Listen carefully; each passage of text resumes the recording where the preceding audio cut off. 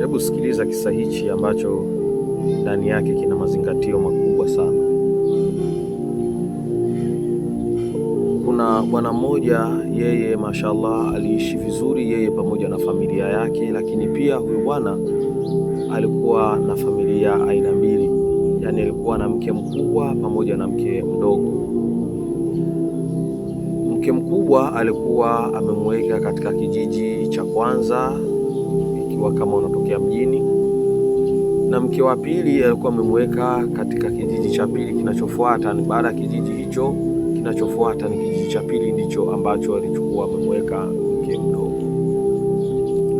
Lakini huyo bwana asili yake hakusomeshwa Kiarabu wala hakusomeshwa Kizungu, ila alikuwa ana ujuzi wake ambao Mwenyezi Mungu Subhanahu wa Ta'ala aliomjalia. Ujuzi wenyewe alikuwa na uwezo wa kumtumikisha punda na akafanya vitu vitatu kwa wakati mmoja. Yaani alikuwa na uwezo, huyo punda akimpiga bakora, huyo punda analima muda huo huo punda ananyoshelezea maji, muda huo punda anachota maji, yaani maji yanatoka kwenye shimo yanaingia katika madumu ambayo yalikuwepo katika mgongo wake, na muda huo maji hayo yanasambaa kwenda katika mashamba. Huu ni ujuzi ambao Mwenyezi Mungu Subhanahu wa Ta'ala alikuwa amemjalia mja huyu. Lakini siku moja miongoni mwa masiku ulipita msafara wa waziri enzi hizo. Waziri alipotembelea katika kijiji hicho, akaanzia kile kijiji cha kwanza kabisa. Wakati alipofika kile kijiji cha kwanza, akamkuta mtoto mdogo kabisa akiwa akisoma Qur'ani. Yule waziri kwa kusikia maneno matukufu ya Mwenyezi Mungu Subhanahu wa Ta'ala, akawa amesimamisha msafara na kuamuru aweze kuitwa huyo binti mdogo kabisa wa umri wa miaka 5 akisoma Qur'ani kwa ufasaha kabisa. Akamuuliza, akaletwa yule binti mpaka pale kwa waziri. Akamuuliza yule binti, wewe unaitwa nani? Akaambiwa yule waziri, mimi naitwa Zulaiha. Zulaiha, mashaallah, unasoma Qur'ani vizuri sana, unasoma dini? Akasema naam, nasoma, baba yangu ananisomesha na huwa hafanyi kabisa mchezo, yani sifanyi mchezo pindi ninapokuwa nimetaka labda nisiende shule, lakini baba yangu anakuwa hakubali kabisa. Mashaallah, baba yako mtu mzuri kabisa. Basi akamuamuru aweze kumsomea japo Qur'ani kiasi matayasar, na yule binti Zulaiha akasoma surati al-Fatiha. A'udhu billahi minash shaitanir rajim. Bismillahir rahmanir rahim. Alhamdulillahi rabbil alamin. Arrahmanir rahim. Maliki yawmiddin. Iyyaka na'budu wa iyyaka nasta'in. Ihdinas siratal mustaqim. Siratal ladhina an'amta alayhim ghairil maghdubi alayhim waladdallin. Waziri akaitikia amin, akasema mashaallah, kijana, nimefurahi sana na nimependa sana ni jinsi gani una uwezo mkubwa wa kusoma Qur'an, lakini mimi nakupa chansi moja. Mimi nipo katika msafara naelekea katika vijiji vingine, ila nachukua hichi kimemo na kuandikia hichi karatasi. Nitakaporudi katika kasiri yangu, basi nitakuomba uje uniombe chochote ambacho utakachojaliwa kuniomba, mimi nitakuwa ni mwenye kukupa. Basi yule binti akawa amechukua kile kikaratasi akawa amekihifadhi. Yule waziri akaendelea na msafara.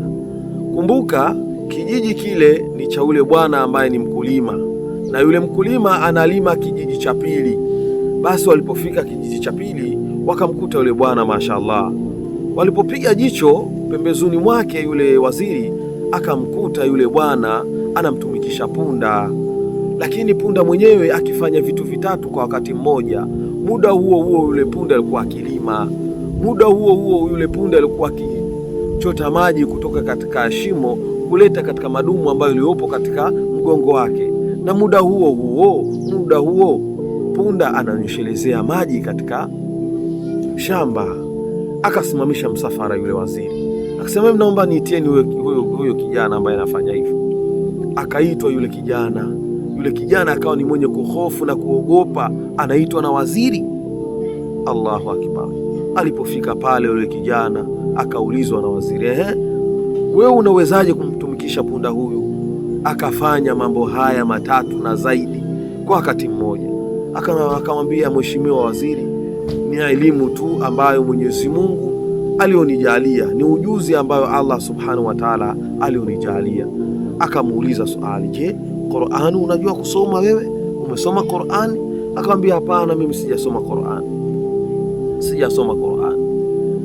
Shule yote hujasoma? Akamwambia, hapana mheshimiwa, mimi sijasoma shule yote. Basi kitu ambacho kilichofuata, yule waziri alighadhibika, akakasirika, akachukia. Kwa nini hajui kusoma Qur'ani na ana uwezo mkubwa kumtumikisha punda? Akaamuru vijana wake wamkamate yule kijana aende kufungwa. Sikiliza, hichi kisa kina mazingatio makubwa sana. Baadaye yule kijana akachukuliwa akapelekwa huko kwenda kufungwa.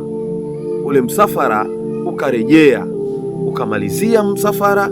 Baadaye akawa ni mwenye kurejea katika kasiri yake, lakini kwa sababu yeye ni waziri, akatoa amri yule kijana ambaye alishindwa kusoma Qur'an, ana uwezo wa kumtumikisha punda, akafanya vitu vitatu na zaidi kwa wakati mmoja, anyongwe.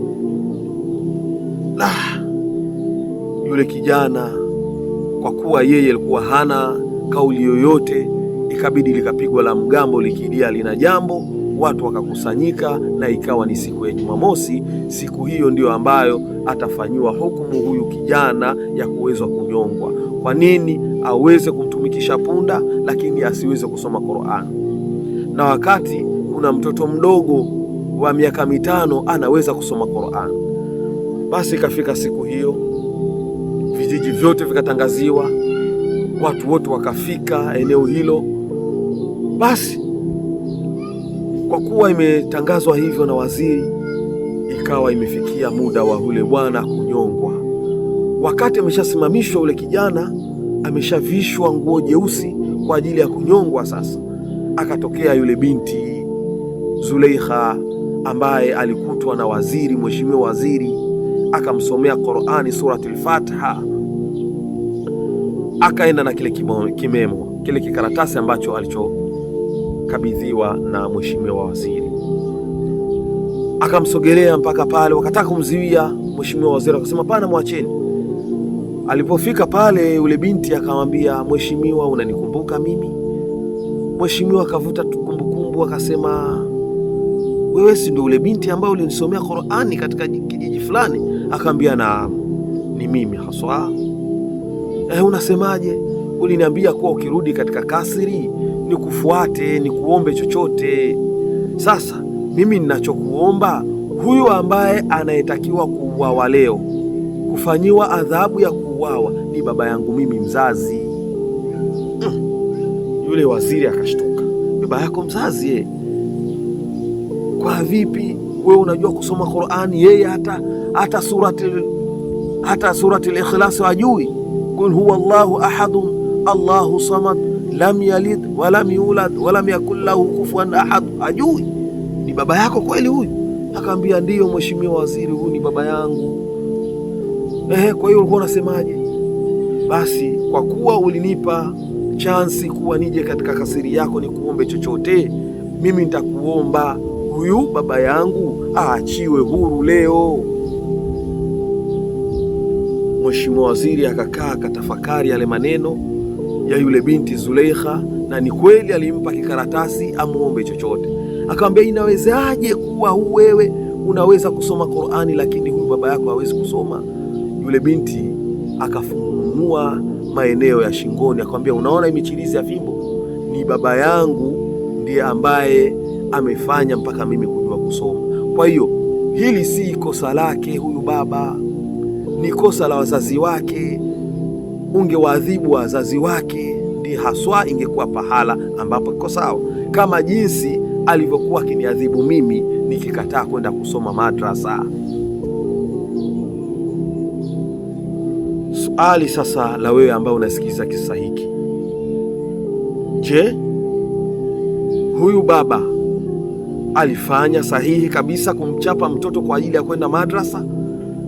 Au ingelikuwa kama hakufanya hivyo, ina maana kuwa huyu baba ilikuwa mwisho wake ni siku hiyo? Nini cha kusema? Cha kusema tuwapeleke watoto wetu madrasa, wasome Qur'ani, wamjue Mola wao, na hadithi ya Mtume Muhammad sallallahu alaihi wasallam anasema, wafundisheni watoto wenu maneno matukufu ya Mwenyezi Mungu watakapofikia umri wa miaka 7, au wazoesheni watoto wenu kuswali pindi watakapofikia umri wa miaka 7. Lakini watakapofikia miaka 10 na hawataki kuswali, basi wachapeni fimbo. Kwa hiyo hawawezi kuswali bila kujua Qur'ani, hawawezi kuswali bila kumjua Mola wao. Kwa hiyo insha Allah, maneno haya machache kabisa yenye mazingatio makubwa tuyashike na tuyazingatie kwa uwezo wake Allah subhanahu wa ta'ala. Ni kisa tu hiki ambacho nimeamua au nimeona niwaleteni tuweze kushare wote. Kwa maneno haya machache, assalamu alaikum wa rahmatullahi wa barakatuh.